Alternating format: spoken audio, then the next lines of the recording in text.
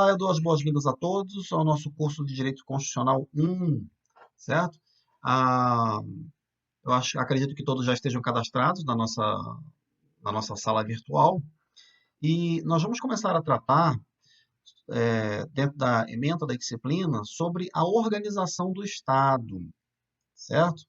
Bom, o artigo 19 da Constituição, ele vai estabelecer as chamadas vedações constitucionais de natureza federativa. Tá? Diz assim o texto constitucional: é vedado à União, aos Estados, ao Distrito Federal e aos municípios estabelecer cultos religiosos ou igrejas subvencionados, embaraçar-lhes o funcionamento ou manter com eles relação de dependência ou aliança. Tá? O que é ressalvado na forma da lei é a colaboração de interesse público. Aí a gente vê, por exemplo, que algumas entidades religiosas, algumas igrejas, desenvolvem alguns projetos sociais. Aí esses projetos sociais, eles podem ser enquadrados lá para receber alguma subvenção do governo, algum dinheiro do governo, mas para desenvolver esses projetos. A ideia é a seguinte: bom, é, essas igrejas aí, elas fazem, igrejas e outras entidades, tá? Assim como um orfanato, alguma associação qualquer, alguma casa para cuidar de idosos. Então, pode ser qualquer instituição, inclusive uma igreja. Tá? Se desenvolve uma atividade dessa, que seria uma atividade que o Estado deveria exercer, cuidar de pessoas idosas carentes, cuidar de órfãos e por aí vai, aí o governo pode dar dinheiro é, para que essas entidades funcionem, tá? Desenvolvam suas atividades. Aí vai ter um plano de trabalho, vai ser firmado um convênio, vai ter um plano de trabalho, e a gente tem lei para isso, tá? A Lei 13.019, que vai falar sobre esses convênios. Então, seria o caso, tá? Mas eu não posso, por exemplo, adotar uma determinada igreja ou um culto religioso como oficial no Brasil. Isso é vedado pela Constituição. E também não posso perseguir uma determinada denominação religiosa, tá? Ah, tem gente que pode estar se embasando nesse dispositivo aí, dizendo que o governo não pode embaraçar o funcionamento de uma igreja por conta da pandemia, tá? Ah, na verdade, a realidade é outra, né? A pandemia justifica a paralisação de uma gama de atividades que tem aglomeração de pessoas, e a igreja é uma delas, assim como escolas, assim como o comércio em geral, né? Então é por conta disso.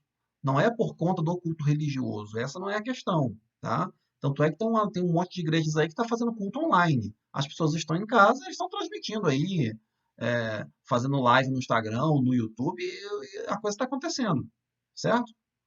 Bom, o inciso 2 do artigo 19 fala recusar fé aos documentos públicos e criar distinções entre brasileiros ou preferências entre si, certo?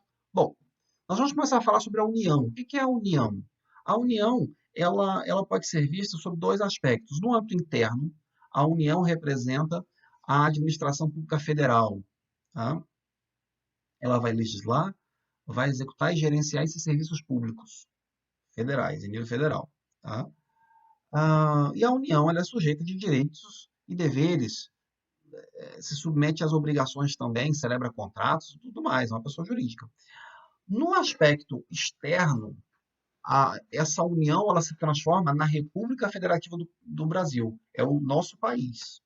Tá? Celebra tratados internacionais, aparece lá no artigo 21 as competências da União, então vai aparecer lá essa competência aí, mas é como República Federativa do Brasil e que detém soberania. Tá? Os entes federativos eles não possuem soberania, a União tem, mas nesse aspecto exterior, ele detém soberania. Tudo bem? Bom, o artigo 20 da Constituição ela vai falar sobre os bens da União. Quais são os bens da União? Os que lhes forem atribuídos, terras devolutas indispensáveis à defesa das fronteiras, das fortificações, das construções militares e por aí vai.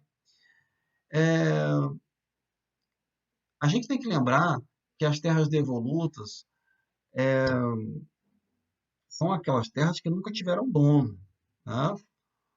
Ou que tiveram dono, mas não tem mais. Por exemplo, a construção histórica das terras devolutas é aquela ideia lá das Seis Marias, né, do Império ainda. Tá? E até antes do Império, né, quando o Brasil pertencia ao Reino de Portugal.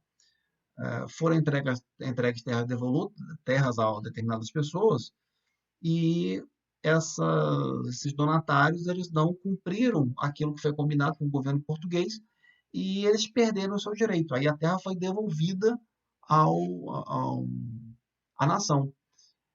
Nessa devolução, eu chamo isso de terra devoluta. E ficava lá, é do Estado, certo? A regra constitucional é que as terras devolutas pertencem aos Estados-membros, Espírito Santo, Rio de Janeiro, São Paulo e por aí vai. Bahia.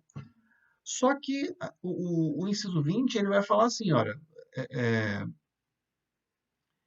algumas terras devolutas vão pertencer à União, e isso vai ser explicitado, né? São aquelas indispensáveis à defesa de fronteiras, de fortificações e por aí vai. Mas a regra é que as terras devolutas pertençam aos Estados-membros.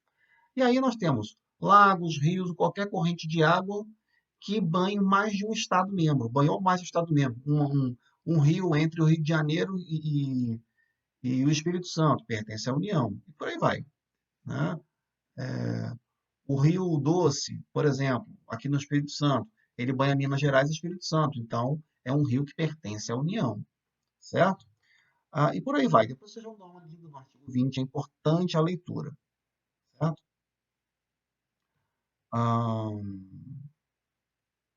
Vamos lá. Eu queria falar um pouquinho com vocês sobre royalties. Aparece no artigo 20, parágrafo 1º. Os royalties, eles são uma compensação financeira, né, em razão de uma exploração econômica da terra e também uma compensação pelo risco ambiental. Uma vez que eu exploro uma atividade com potencial poluidor, eu coloco aquela região em um risco ambiental.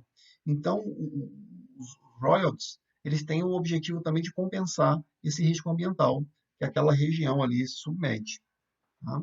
As regras da repartição de royalties, elas estão previstas hoje na Lei 12.734, e com alterações posteriores. Mas o que a gente tem que ter em mente? A distribuição dos royalties. A União diz que as riquezas do subsolo pertencem à União, certo? Mas aí o que acontece? A União vai dar a concessão para uma determinada empresa explorar aquela atividade, a empresa explora a atividade, retira a riqueza do subsolo, tá? Aí uma parte do produto dessa exploração vai em royalties para a União, e a União vai repartir para os estados, aí, dependendo da legislação, de qual riqueza a gente esteja se referindo, e uma parte vai para o proprietário da terra. Tá? O proprietário da terra, ele não tem direito sobre o subsolo, mas ele tem direito a uma participação nos royalties. Tá? E tem gente que está muito feliz com isso. Tem gente que ficou rica, porque descobriu petróleo na terra dele. Né? Aqui no norte do Espírito Santo, por exemplo, em Linhares, tem fazenda que tem petróleo. E aí o fazendeiro ficou mais rico. Então foi bom. Hum, tudo bem. Vamos falar um pouquinho agora dos Estados-membros. Os Estados-membros possuem 4 características. Né? Nós temos uma federação, nós temos a característica que está no artigo 25, que é de auto-organização. Os Estados vão criar e adotar constituições para si, obedecendo os parâmetros estabelecidos na Constituição da República. Certo? Então, nós, cada Estado-membro tem uma Constituição estadual. Tá? O Estado do Espírito Santo, o Estado de Minas Gerais, o Estado da Bahia, cada Estado tem uma Constituição estadual. A gente não tem muito contato com essas Constituições, mas dependendo do que você vai trabalhar, você vai precisar usar a Constituição do Estado. Certo? Outra característica que os Estados-membros têm é de autogoverno. Então, o Estado ele terá a sua organização própria, vai eleger o seu governador, está lá no artigo 28, sobre eleição de governadores, tá? Então vai ter o seu governo próprio. Além disso, vai ter a capacidade de autolegislação, tá? Com a sua Assembleia Legislativa, vai ter o seu legislativo próprio, que vai criar as leis estaduais. E a outra coisa é a capacidade de autoadministração. O Estado vai ter uma administração própria por conta da sua personalidade jurídica de direito público interno. Então, e aí vai ter o governador como chefe da administração pública estadual. Tudo bem? Vamos mostrar para vocês aqui agora o que o artigo 27 ele fala. Ele vai tratar da composição da Assembleia Legislativa. O que vai definir o número de deputados estaduais? O número de deputados federais. Tá? A Constituição estabelece no artigo 27 que a cada um deputado federal nós vamos ter 3 deputados estaduais. Então, eu coloquei o exemplo aqui do Espírito Santo. O Espírito Santo tem 10 deputados federais.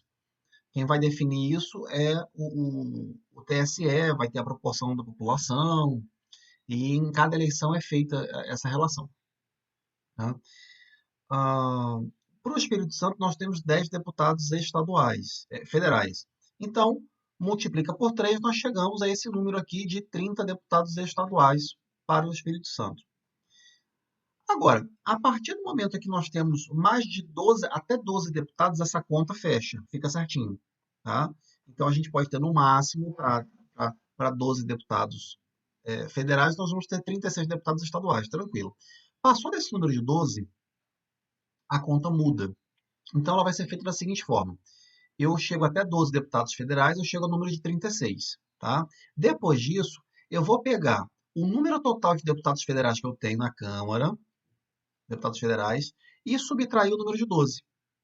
Que os 12 foram usados para essa conta inicialmente aqui. Então, eu vou pegar o número de deputados federais menos 12. Então, vamos pegar aqui o exemplo do Rio de Janeiro. O Rio de Janeiro tem 46 deputados federais. Menos 12 dá 34. 34 mais os 36 que a gente chegou na conta anterior, tá? Dá 70 deputados estaduais. Então, vamos lá novamente.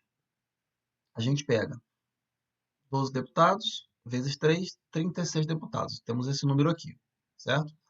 Aí nós vamos pegar o número de deputados federais, um total no estado. Temos 46 deputados federais, no caso do Rio de Janeiro. Menos 12, 34. 34 mais 36. Esse 36 a gente vai ter sempre. Quando a bancada federal de um estado for grande, você já coloca o 36 automaticamente ali na conta. Aí você vai pegar o número total, subtrair de 12, 34. Esse mais esse, 70 deputados. Essa é a conta, tá bem, pessoal? Não tem mistério. Você tem que lembrar de como é que. É só para vocês entenderem a lógica. Leiam o dispositivo para se familiarizarem com o dispositivo, tudo bem?